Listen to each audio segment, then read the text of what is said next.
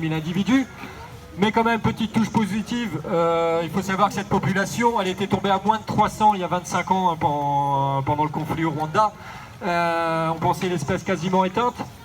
Mais attends, les gouvernements, alors déjà que tout le travail de Diane Fossé, mais attends, les gouvernements rwandais et ougandais ont pris leurs responsabilités, se sont mis à protéger ces gorilles des montagnes. Ils y ont aussi surtout trouvé un intérêt économique par le tourisme des gorilles, puisqu'il y a quelques groupes qui sont habitués à notre présence et qui, moyennant quelques centaines de dollars pour les voir quelques minutes, eh bien, ça permet de récolter, d'avoir de l'argent pour pouvoir payer des rangers, pour pouvoir les protéger contre les braconniers.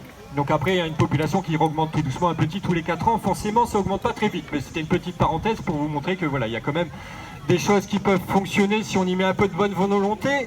Nous aussi, on a notre rôle à jouer dans leur protection, ou en tout cas limiter en tout cas notre impact sur leur milieu naturel, puisque c'est pas parce qu'on habite loin de ces pays qu'on n'est pas responsable de leur disparition. Mon collègue au Bonobo vous parlera de tout ce qui est petits gestes pour limiter notre impact sur les forêts tropicales. Là, je vais prendre un sujet qui va concerner directement les gorilles des montagnes. Une pression qui s'est rajoutée depuis une trentaine d'années, ça va être l'exploitation du sous-sol en République démocratique du Congo, sous-sol très riche en plein de minerais, mais un qui est devenu très important voilà, depuis 30 ans environ, c'est le coltan. Le coltan, on n'en parle pas souvent, pourtant on en a quasiment tous dans nos poches actuellement, puisque ça sert à fabriquer nos téléphones portables, nos ordinateurs et nos tablettes. Alors évidemment, je ne vais pas vous dire de plus avoir de téléphone portable, hein, à notre époque, ça paraît impossible, évidemment.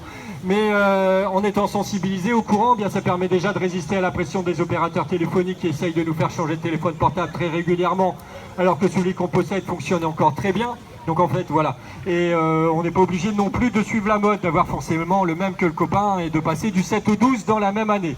Mais après, surtout, pensez au recyclage. Surtout, ne les jetez pas à la poubelle ou ne les oubliez pas au fond d'un tiroir. Tous ces appareils se recyclent. En 30 ans, on a fabriqué plus de 400 milliards de téléphones portables. Donc si on les avait recyclés depuis le début, on serait peut-être pas en ce moment en train d'aller détruire l'habitat de ces gorilles des montagnes. Et du coup, ça permettrait aussi peut-être d'éviter le travail des enfants. Puisqu'il faut savoir que c'est pas forcément innocent. Hein. Ce qu'on a dans nos poches, c'est bien souvent des enfants qui vont extraire le minerai dans ces mines. Je ne vous parle pas de leurs conditions de travail, des conditions des femmes là-bas et des conflits armés que cette exploitation du coltan peut provoquer donc au Kivu, en République démocratique du Congo. Voilà ce que je pouvais vous dire sur ces gorilles. Si vous avez des questions, surtout n'hésitez pas, je reste à votre disposition. Sinon, je vous souhaite un bon après-midi et surtout n'hésitez pas à aller voir mes collègues au stand du conservatoire, hein, qui se situe un petit peu plus loin, un peu dans le sens de la visite, hein, si vous partez vers le territoire des Mandrilles. Il y a plein de petites activités, hein, pour les enfants. C'est afin de récolter des fonds, hein, pour la protection du Titi au Pérou. Merci beaucoup, bon après-midi. Oui, c'est déjà arrivé, oui. Une seule. Une femelle, une vieille femelle. De vieillesse. C'est une femelle.